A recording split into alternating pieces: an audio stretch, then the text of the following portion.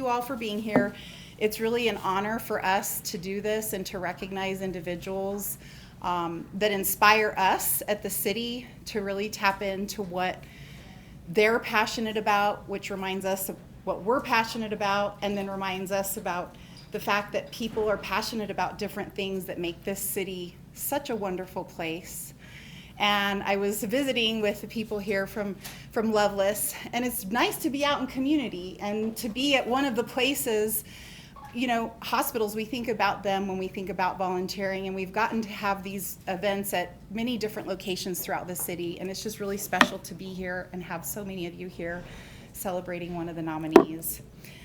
Your dedication, for those of you that are being recognized, again, inspires us in ways to be imaginative, and we'd love to welcome you all to follow the One Albuquerque volunteer work. We are from the Office of Civic Engagement.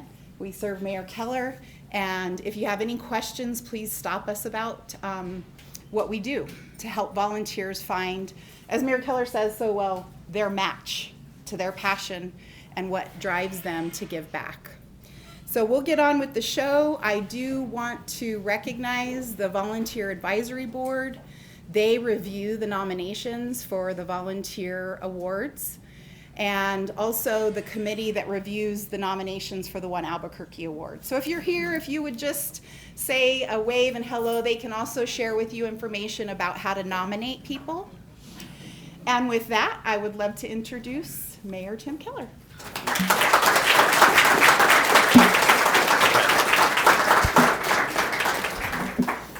Well, good morning and welcome to everyone. Of course, I know we have, I can just guess we have some doctors and some nurses and other folks in the medical profession. And so I just first want to thank you all. We're here to honor three particular people, but just in general being here in Lovelace. You are our everyday heroes, and along with our first responders, you know, I think we all, we may not want to remember, but we think about COVID. And also, I think about how much we remembered how important everyone who works in healthcare and especially at hospitals is to our society. That was like a time of gratitude and appreciation. But I also think we've lost that a little bit. So I just want to say once again, thank you, and reiterate that how critical and important you are to so many lives. And hopefully, I'm sure you know that every day from the work that you do. But for folks who are fortunate to not have to go to the hospital, we've got to remember that too, because you're there for us when we need it. So thank you so much. Now, what we want to do is talk about three people. Before we do that, I do want to mention just a little bit more about our Volunteers Board and our One Albuquerque Awards. We take nominees. The point is we want to celebrate stories of us. We want to tell each other's story to each other about folks who are just doing great things in our community and lift up those voices. And so also to inspire others. And we now have 30,000 volunteers through the City of Albuquerque volunteer program. And so we appreciate our board and our team that does it, and Mariah's work with the nonprofit community. And we do have a matchmaking app. It's like Match.com. And so you put in like, you know, I like Saturday afternoons and being outside, and it will tell you your match is open space, you know, and animal welfare, walking dogs. So anyway, that's kind of how it works. It's been a really special thing for us. So with that, let's talk about our first award winner here. And so Victoria Tena is here with us. And if you've ever done a home remodel, you will know that often the city planning department can be a little frustrating. And I'm saying this because we really were excited when Victoria was nominated, because the planning department is like the opposite of a hospital in that, like, you know, you're there because you want something for you, and there's this department in the way that's telling you not to like build a wall in front of your house. And so that's part of what we have to do as a city. But here's the point.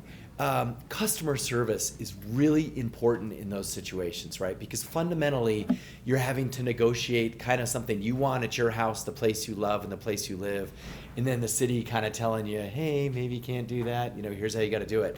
And so what we've had a lot of feedback on is that the premium on just being courteous and helping people problem solve, especially everyday people who don't have like a construction company and all this kind of stuff, is really important. And so Victoria's story is an example of that. She was nominated by Dominique Rodriguez, and the story here is that Dominique ran into technical issues while trying to get a small wall permit. Believe it or not, this is a huge issue in our city that we deal with thousands of times a year.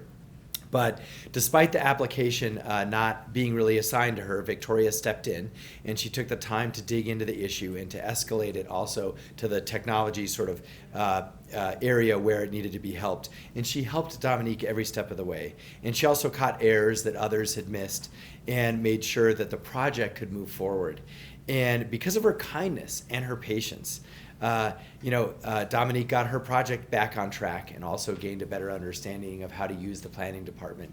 And so what we want to really highlight is, there are other folks, of course, in the department who try and do this each and every day, but Victoria is an example of where we want to go with this department and of just city workers in general. So Victoria, come on up and congratulations.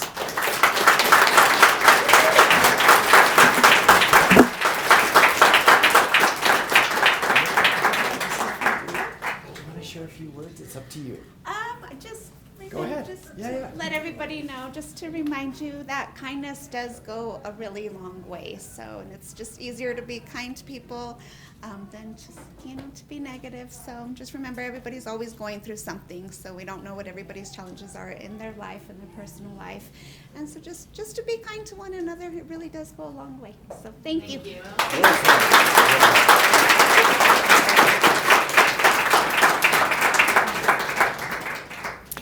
Now, each month we select a volunteer to highlight, and so I want to do our Volunteer of the Month recognition next.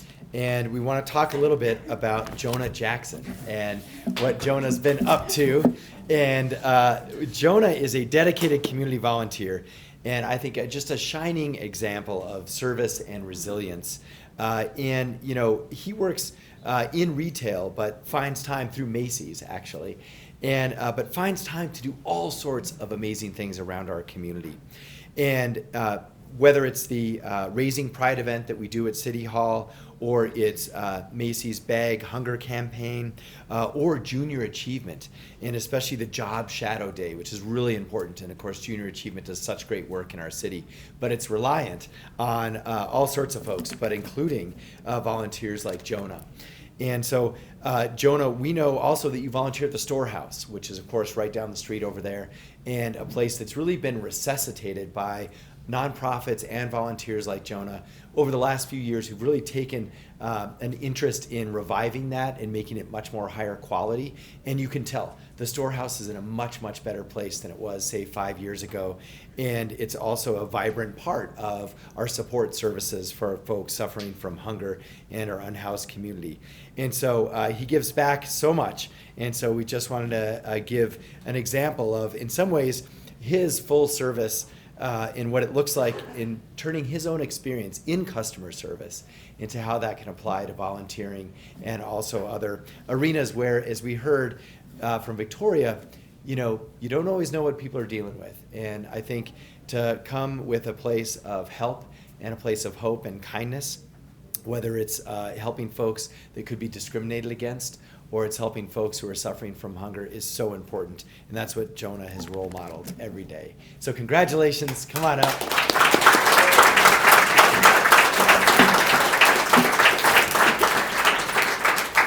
This is for you. Thanks so much. Thank you very much. Do you want to share a few words? Sure. Yeah. Thank you very much. I really appreciate this. I'd like to thank the organizations that I volunteered at, which is St. Felix Pantry. I actually went to them in the past to get help, so I'm actually happy to return the favor and give a helping hand.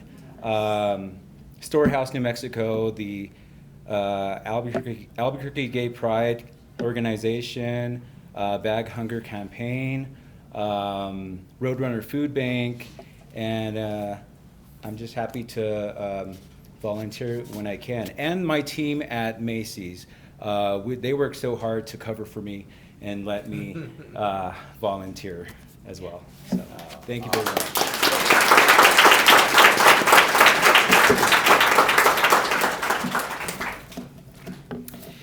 Okay, now we want to talk a little bit about Bridget Vail, who I think most folks here know because she obviously spends a lot of time at Lovelace. And for us, she's our recipient of the Albuquerque Award. And many people here know her story, but I want to share it and reiterate it, but also for folks who don't, because in many ways it is truly extraordinary. And first and foremost, she's been consistent and a rock inside the ever-changing landscape for 40 years, helping here at Lovelace. That is incredible. And she also, which is full circle to what I mentioned earlier, just about COVID. You know, COVID was challenging for all of us in a number of ways. But one thing that was really hard was on volunteers. All of a sudden, all of the professionals who had to work and our frontline heroes, we had no support from volunteers for obvious health reasons. But Bridget kept working throughout COVID. And despite the lack of support of other availability of volunteers, and of course that genuine fear, she stepped right in and stepped up in a fearless way. And she's done so much more than just serve. She has also led, and she organizes fellow volunteers, and especially filling in because there was no one else organizing volunteers. So she's like the volunteer organizing volunteers, and also filling in for the paid staff when there's shortages. And so she also she trains Eucharistic ministers. And myself as a Catholic, I was a Eucharistic minister once, but that is also critical in terms of for Catholics in this situation to make sure that they can receive communion. And so a very, very just beautiful ministry, an important ministry of reverence and kindness that she provides right here. And then, of course, she founded and maintains the emergency department clothing closet. And I think another theme running through some of these is for folks in need. And a lot of folks who have a lower income background, suffering from poverty, one of the challenges is when you're in medical care, you don't necessarily have the ability to change clothes as much or have the right clothes when you leave. And part of that is, of course, works for professional situations because you may need to get a job or try and go to work or go to an interview, but also for individual dignity. And just to feel like you are healed in many ways after you leave the hospital and ready to start anew, even with new clothes. And so her impact is quiet, but it is profound. And she reminds us that real leadership doesn't need a title, only a willing heart. And so, Bridget, thank you so much for your decades of faithful and humble service. Come on up and receive.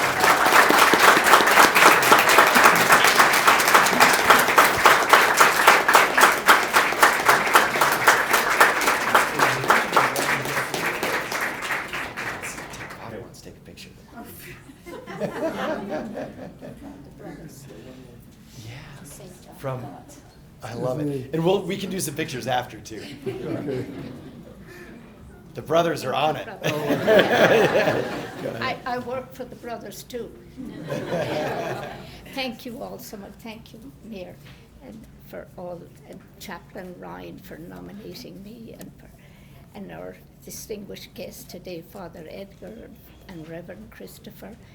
And the brothers of the Good Shepherd, they used to be, now they're St. John of God brothers. And for all of you for coming, it's been a pleasure and to work with you. And I hope I can do it for a little longer. Thank you so much.